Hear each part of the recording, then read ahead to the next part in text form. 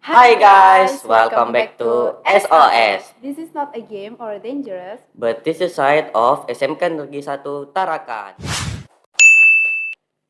Halo semuanya, kenalin aku Reka. Dan aku Ayu. Nah, kalau teman-teman belum tahu, kami berdua adalah host baru loh di podcast SOS. Walaupun kami host baru nih ya, tapi kualitas kami nggak kalah loh sama host yang sebelumnya. Bener banget. Nah, di episode kali ini kita akan berbincang-bincang sesuatu yang berbeda nih. Sesuai dengan tema kita akan ngebicarain sesuatu yang sedikit horor. Kalian semua udah pada tahu nggak nih buku yang berjudul Story of Rukia? Untuk kalian yang anaknya perpus banget nih ya, pasti udah nggak asing lagi sama buku ini. Nah, bagi teman-teman yang belum tahu sama bukunya, kita bakalan bahas langsung loh sama penulisnya, yaitu Ibu Nagia. Nah, sebelum kita bahas bukunya lebih lanjut, kalian pasti juga penasaran siapa sih Ibu Nagia? Yuk kita kenalan sama Bu Nagia bareng aku dan Ayu. Assalamualaikum Ibu. Waalaikumsalam warahmatullahi wabarakatuh. Ibu kabarnya gimana Ibu? Alhamdulillah baik. Alhamdulillah. Semoga sehat terus ya Bu. Ya, alhamdulillah.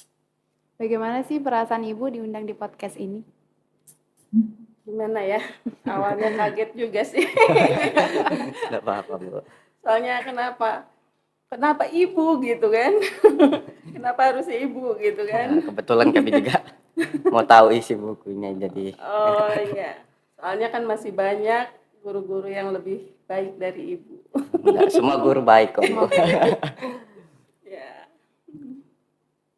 Ibu kan nih sudah ngajar lama di SMK nih kan Bu.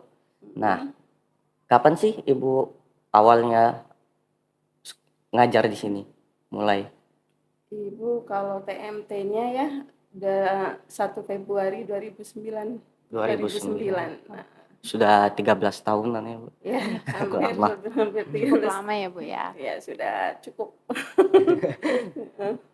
Nah, sebelum Ibu ngajar di SMK 1, Ibu kan sebelumnya itu ngajar di beberapa pondok pesantren yang ada di Jawa. Menurut Ibu, perbedaan Ibu ngajar di pondok pesantren sama di sekolah formal itu apa, Bu? Awalnya masuk SMK 1 itu ibu juga agak gimana ya, agak berbeda ya, karena ibu kan dari komunitas yang homogen ya, maksudnya dari daerah Banten ya. Banten kan maksudnya mungkin muslimnya lebih banyak mayoritas gitu ya. Kemudian dari pesantren Darul Ulum ibu 6 tahun 6 tahun dari SMP SMA gitu. Kemudian pas kesini kok banyak perbedaan gitu ya. Sempat ibu berpikir apakah ibu bisa ya gitu mengajar di sini. Ya memang di pondok itu agak beda ya. Karena kan di pondok juga bisa ya laki-laki perempuannya Bu. Enggak, campur. Oh campur ya. Campur juga, cuma mungkin kan selama ini kan yang muslim semua kan. Oh, Pas di sini kok banyak suku pun banyak, agama banyak. Agama berbeda, ada 5 agama gitu kan. Jadi ya heterogen kalau di sini. Tapi Ibu ngatasin hal itu gimana, Bu? Ya seiring waktu ya alhamdulillah bisa beradaptasi. Oh ternyata ya beginilah, mungkin ya Bhinneka Tunggal Ika itu ya. Biar lebih berwarna ya, Bu. Iya. Bagaimana sih Bu proses perkembangan belajar mengajar di SMK 1 ini Bu? Selama Ibu mengajar di sini. Mungkin tiap ajaran itu kan apalagi perbedaan kurikulum ya selalu berkembang dan selalu ada inovasi baru. Seperti sekarang mungkin kan kurikulum merdeka ya otomatis cara mengajar guru pun akan berbeda dengan ketika K13 atau KTSP. Jadi selalu berubah gitu. Apalagi pas pandemi kemarin ya. Ya, pandemi ya. Kita harus terbiasa menggunakan teknologi. Itu yang awalnya kan paling ngajar itu cuman kayak di kelas, sekarang harus Zoom atau yang lain. Iya. Itu Ibu gimana sih ngadepinnya? Maksudnya Ibu merasa kesulitan nggak selama mengajar online? Zoom. Ya Alhamdulillah mungkin ada dukungan dari sekolah ya, ya terutama mungkin dari tim IT gitu ya. Iya, Akhirnya alhamdulillah. mengajarkan ke guru-guru yang tadinya mungkin gaptek ya. Iya, akhirnya mau nggak mau kan kita belajar. Jadi ada hikmahnya juga pandemi itu kan. Jadi di samping yang dulu mungkin kita sistem ceramah terus ya, sekarang kan kita bisa Zoom dan apa Google Form itu Iya. kan akhirnya belajar gitu. Kita jadi lebih tahu ya Bu ya, Iya, nggak jadi banyak alhamdulillah di sini tuh ibu menambah ilmu gitu yang tadinya tidak tahu menjadi tahu juga. sama. Nah, Ibu pasti selama mengajar itu punya harapan. Nah, harapan yang ingin Ibu wujudkan agar sekolah kita ini jadi sekolah yang tetap terbaik itu apa ya, Bu? Dari segi siswanya, Ya Boleh? bisa dari sekolahnya juga, dari guru-gurunya juga bisa. ya mungkin tetap harus meningkatkan kualitas ya. Dari siswa kadang ada harapan dari kita sebagai guru agama ya. Kadangkala apa ya sikap kalau dulu tahun berapa ya ada istilah 3S ya. Senyum, sapa, Senyum, salam. salam, senyum, ya seperti itu ya. Kenapa? Karena kadangkala anak-anak beda jurusan, kadang nggak kenal sama guru, Iya. padahal guru Iya. SMK gitu kan. Jadi kita di sini kan orang tua kalian gitu kan. Kepengennya siapapun guru mengajar di manapun kalian tahu oh ini guru SMK gitu. Itu yang harapan kami gitu ya sebagai guru, apalagi guru agama. Iya, benar. Semoga terwujud tuh, Bu. Akhlak ya, akhlak yang lebih diutamakan. Iya. Apalagi kalau misalnya jurusan pariwisata, attitude itu yang lebih utama ya. Oh iya. Karena harus. Karena pelayanan. Iya. Pelayanan. Mungkin itu. Oh, iya. Nah, Ibu kan nih guru agama nih, sekaligus pembina rohis juga. Nah, alasan Ibu mau jadi pembina rohis tuh, kalau boleh tahu kenapa, Bu?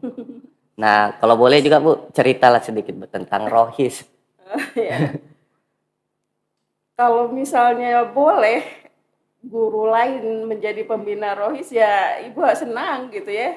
Tapi alasannya kenapa kita menjadi pembina rohis karena kita guru agama gitu ya. Makanya di situ sejak kapan ibu menjadi pembina rohis ya ibu 2009 masuk 2010 ini itu sudah Langsung ya, Bu. sudah jadi pembina gitu kan, makanya cukup lama gitu kan mungkin bosen mungkin. Tapi Ibu keren banget bisa jadi pembina rohis Sudah selama lama, selama itu ya. Lama itu lama banget. Jangan lama-lama ya. Kalau bisa ada penggantinya apalagi sekarang ada yang baru kan Iya. bisa jadi Jadi bisa cerita dikit yang apa angkatan rohis yang paling Ibu ingat lah cerita-cerita tentang rohis. angkatan 2000 jadi ibu mulai 2017 itulah yang berkesan ya, karena disitulah mulai anak-anak rohis itu tanpa harus perintah ibu gitu. Kalau dulu bikin proposal kegiatan itu selalu ibu, tapi sejak itu mereka mandiri. Misalnya apa punya ide apa ini dikonsultasikan sama ibu, oh iya ibu ACC silahkan bikin.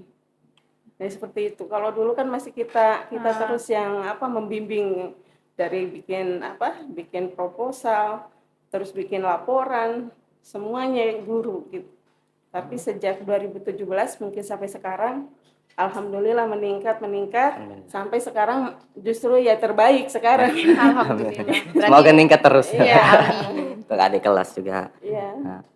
Nah, Ada saran Kak Bu atau harapan untuk anak-anak rohis ke depannya atau untuk yang sekarang? Ya lebih untuk anak-anak rohis lebih kreatif, lebih ikhlas ya.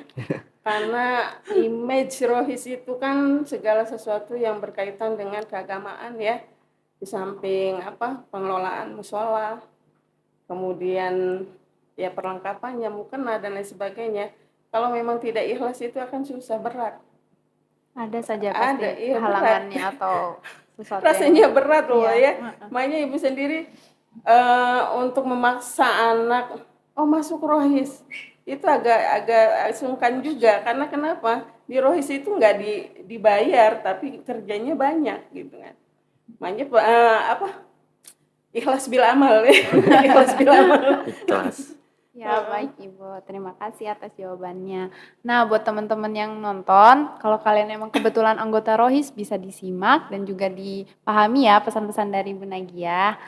Nah, kita udah masuk ke bagian inti dari podcast ini, yaitu membahas buku Story of Rukia.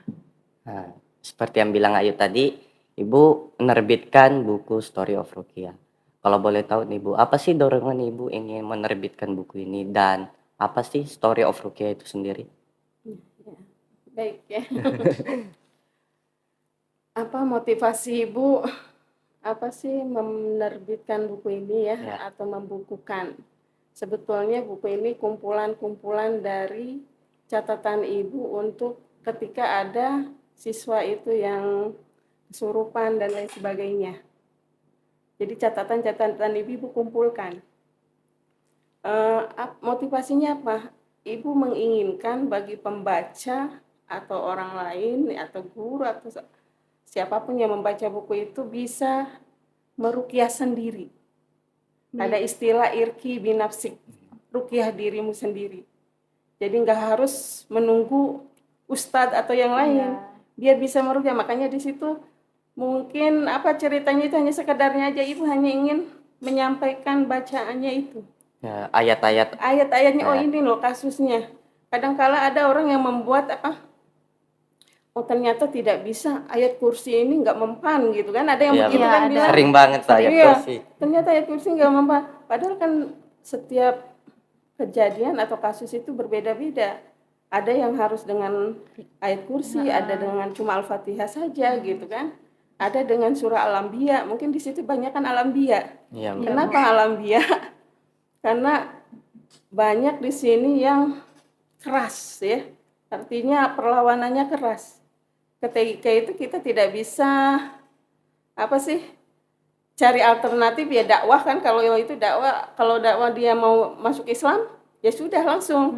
Tapi ketika dia menolak dan ngamuk dan lain sebagainya, otomatis kita menggunakan ayat Al-Anbiya tadi, ayat 30 ya.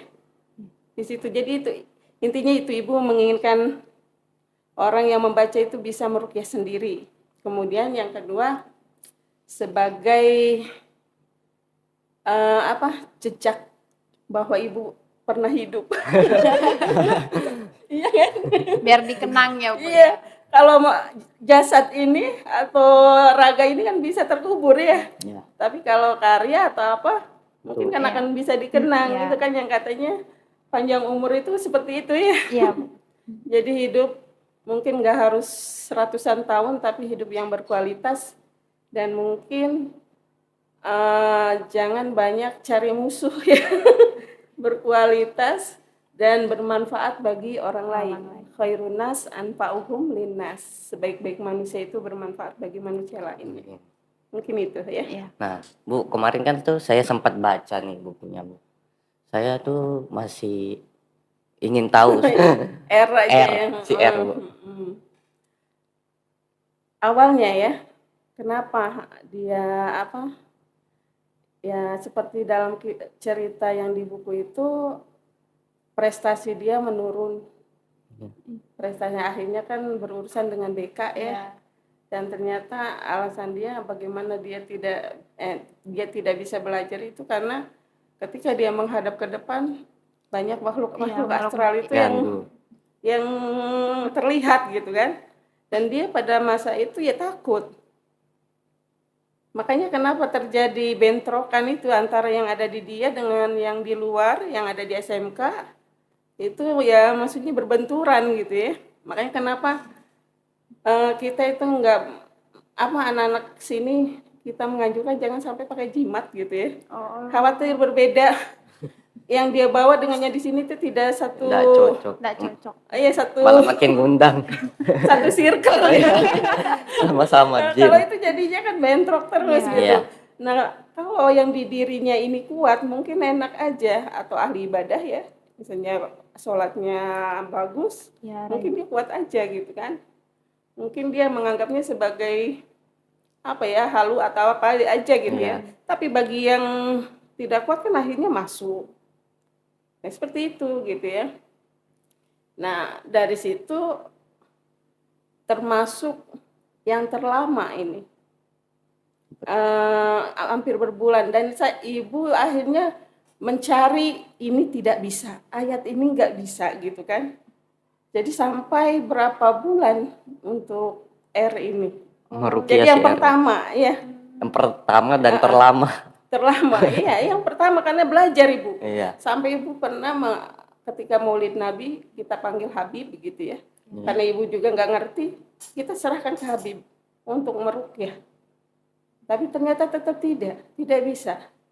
Sampai pernah suatu saat dia itu sudah ya bulan Ramadan, dia sebelum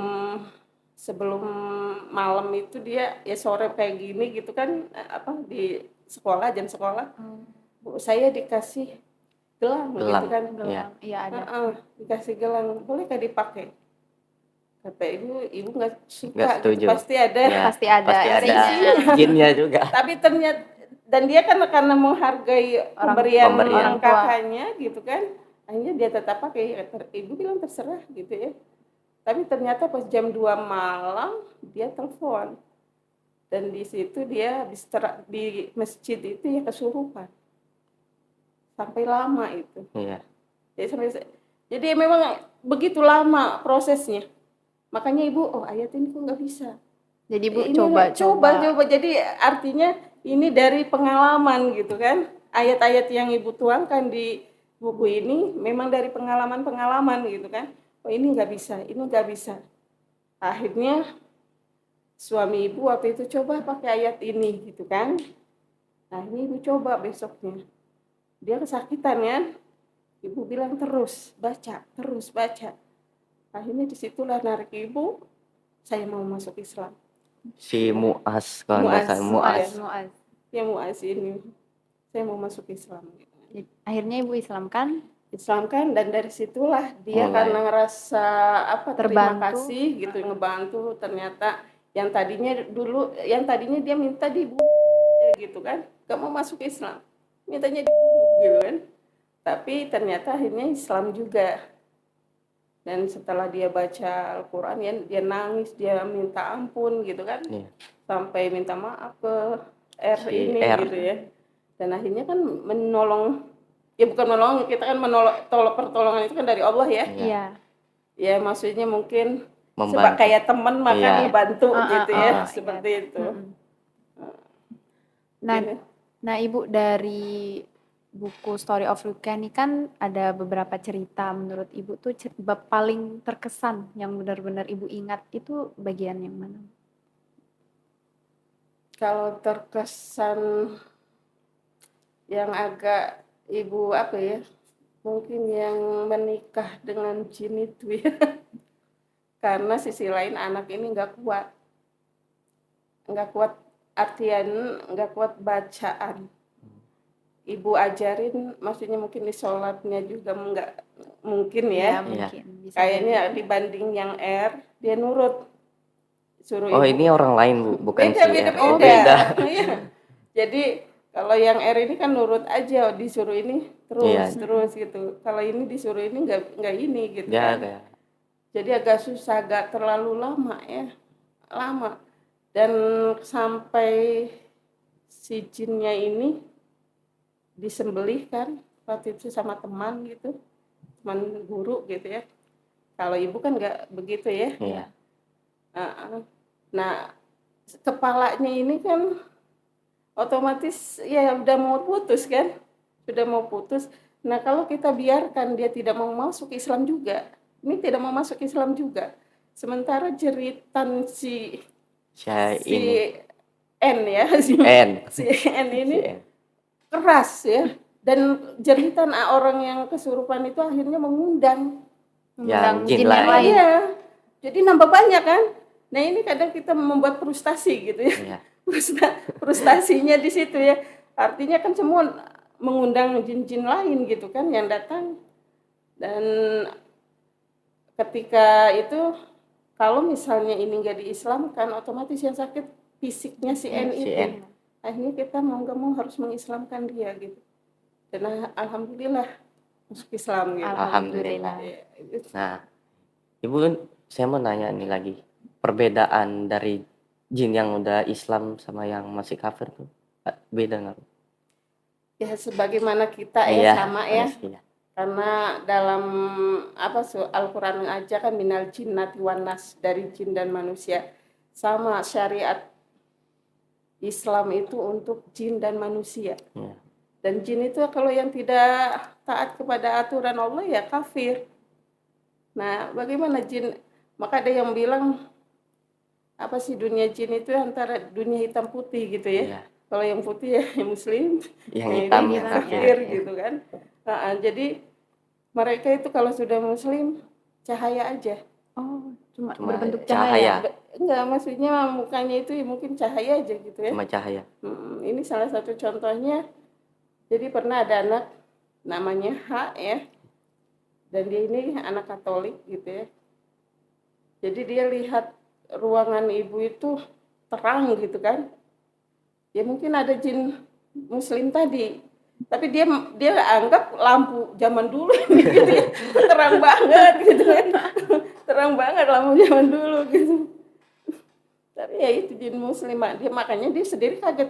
Emang ada jin kafir jin muslim, Bu? Ya, ada. Apa perbedaannya? Ya kalau yang maksudnya yang nggak terlihat gitu ya. Ya, maksudnya cahaya saja itu ya jin muslim. Muslim. Kalau ciri yang kafir? Yang kafir itu yang maksudnya bisa sebetulnya jin, kalau kan perbedaan ya antara anak-anak yang kalau si R ini Iya. melihat semuanya itu cuma yang bertanduk dan berekor itu. Kayak yang jin. kayak di film-film. Nah kalau yang misalnya yang penampakan itu kan jin itu yang merubah-rubah itu Iya. biar bisa dilihat. Oh gitu. Jadi kadang kan apa yang dipersepsi kita, makanya kan beda. Iya. Jinnya orang Indonesia dengan jinnya orang Barat kan berarti beda kan? Iya. Karena ya persepsi kita. Oh, tergantung. Tapi jin yang ininya katanya itu aja yang bertanduk Sama beekor. berekor itu ya hitam dan merah. Kalau merah ini yang Kuat. kuat.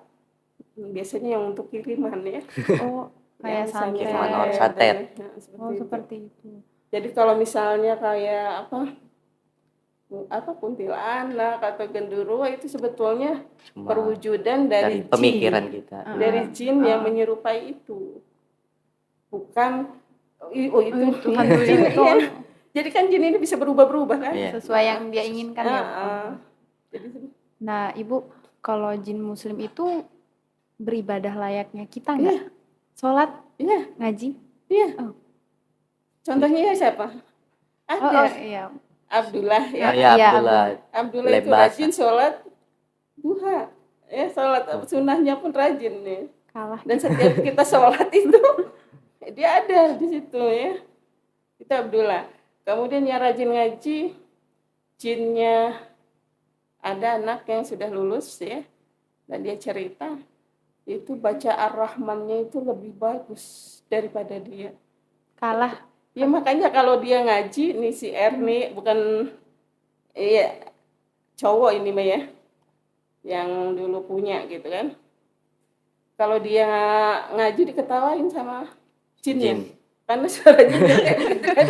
Lebih Suara bagus jinnya aja lebih lagi. bagus. Iya, lebih gak enak suara. Kalah sama jin. Seperti itu. Nah, banyak nih Bu orang bilang kalau Ibu tuh peka sama makhluk tak kasat mata. Itu benar nggak Bu? Oh itu tidak benar ya. Tidak benar. Ya. Ibu itu nggak bisa lihat, nggak bisa merasa, nggak bisa mencium ya. Karena memang nggak bisa ya. Jadi ibu itu pure atau membantu ya, ibu juga bukan ahli ruqyah Iya. ya, bukan itu. Karena kenapa ibu meruqyah? Karena mungkin karena guru agama selalu dipanggil Iya, ketika pasti. ada Kalau ada masalah kayak iya, gitu, iya, iya. seperti itu. Jadi maksudnya ini pemaksaan ya, pemaksaan. Mau nggak mau ya, Mau nggak Bu? mau. Jadi dari kasus-kasus seperti itu akhirnya ibu mengerti gitu. Oh ini dengan ini gitu ya. Jadi Nggak benar ya, Bu? ibu nggak bisa lihat. Dan Jadi menurut ibu orang yang bisa lihat, bisa mendengar sesuatu itu pasti ada jinnya. oh seperti Pasti itu, Bu. ketempelan jin, Oh, seperti ya. Nah, buat teman-teman nih yang masih bilang kalau Ibu Nagia itu peka, itu nggak benar. Seperti yang kalau kalian sudah baca buku tuh, Bu Nagia cuma meruqyah. Dia tuh lewat perantara si R ini. Nah, Bu, Ibu pernah nggak ngalamin cerita horor di sekolah ini? Atau dengar-dengar dari guru lain atau guru lain yang ngalamin? Atau Ibu sendiri yang benar-benar Ibu sendiri yang ngalamin cerita horor selama ngajar di sini? Kalau yang ibu merasa gitu, Iya. mungkin apa ya? Ibu pernah yang ibu rasakan ya. Iya, Ibu. Karena ibu sendiri horor itu kan otomatis harusnya bisa lihat ya. Iya. Baru bisa, karena ibu nggak bisa lihat ya. Jadi Ibu Nggak ngerasa bisa aja. ngedengar juga nggak. Hmm. Tapi pernah kejadian ketika ibu mengajar di ruang 2. Ibu baca doa itu blank, tidak bisa baca gitu ya. Akhirnya kan setiap ibu habis ngajar itu kan biasanya ada doa-doa itu ya. Iya. Nah ketika ibu doa, ibu nggak bisa baca, akhirnya ibu untung karena anak-anak itu sudah pada hafal, tolong ganti ibu gitu. Baru lepas gitu. Nah akhirnya ibu nyeletuk gitu kan gini, jangan-jangan kalian nih banyak yang pakai jimat gitu ya. Padahal ibu nggak tahu gitu ya, cuma ibu kan cuma ini aja gitu. Nebak ya? Pas ibu keluar, ternyata hampir satu kelas itu ngejar ibu gitu kan. Kayak beginikah Bu jimat itu? Ternyata banyak gitu kan. Semua pakai jimat. Karena banyak penari dulu ya. Oh, iya. Penari. Ya katanya sih untuk biar mereka kuat menarinya ya. Wallahu a'lam, ibu juga nggak tahu itu. Jadi itu aja ya. Jadi ada nggak Bu pesan-kesan untuk sekolah kita ini? Dari segi apa ya? Pesan Dari segi untuk siswanya, untuk Untuk sekolahnya sendiri. yang berkaitan dengan hal-hal ini, gaib ini. Iya. Ya pesannya ke siswa itu ya, kalau mau sekolah itu memang niat dari rumah itu lillahi ta'ala ya. Iya. Kan man salaka thoriqan yaltamisu fihi ilman sahalallahu thoriqan ilal jannah ya. Artinya memang niat lillahi ta'ala gitu ya. Sehingga ketika di sini betul-betul mencari ilmu. Kemudian jangan pakai Jimat. jimat gitu ya. Khawatir tidak tidak sinkron dengan yang di sini ya. Sama-sama. Tidak sesirkel, satu energi gitu ya. Kalau beda itu ya biasanya khawatir kan kesurupan lagi seperti itu ya. Ya pesannya untuk siswa-siswa ya, ibadahnya jangan lupa, jangan ditinggal, terutama sholat 5 waktu. Karena apalagi sholat subuh ya, banyak diantara kalian, diantara anak-anak ini ya, yang sholat subuh itu banyak yang tidak dilakukan. Tiduran. Padahal Allah sudah menjamin kalau kalian sholat subuh itu akan dilindungi sampai maghrib ya. Ya karena kalian sudah abai, sudah lalai dengan ibadah. Ya kalau misalnya ada sesuatu seperti itu ya resiko itu. Harus bisa terima risikonya. Nah, Ibu, harapan Ibu untuk podcast ini ke depannya gimana nih, Bu? Sampaikan dong. Iya, kami jangan tahu.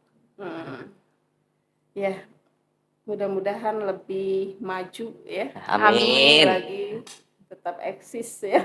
Amin. Dan Harus, Bu. konten-konten yang kalian tampilkan mudah-mudahan bermanfaat bagi amin. yang mendengar, melihat ya.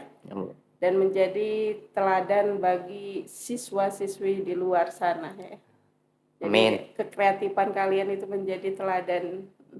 Terima kasih Bu atas jawabannya. Masih banyak hal lagi nih yang ingin kita ngobrolin bareng Bu Nagia. Tapi pasti bakalan panjang banget, benar nggak sih? Bener banget. Nah, jadi teman-teman kalau masih penasaran banget sama buku Story of Rukiah, kalian bisa baca di perpustakaan. Atau kalian mau pinjam, mau baca di rumah, boleh banget loh. Sekali lagi Bu, terima kasih Terima- bisa nyempatkan waktunya cerita bareng kami, bareng Iya. teman-teman juga. Nah, terima kasih juga buat teman-teman yang udah mau nonton dari awal sampai akhir video ini.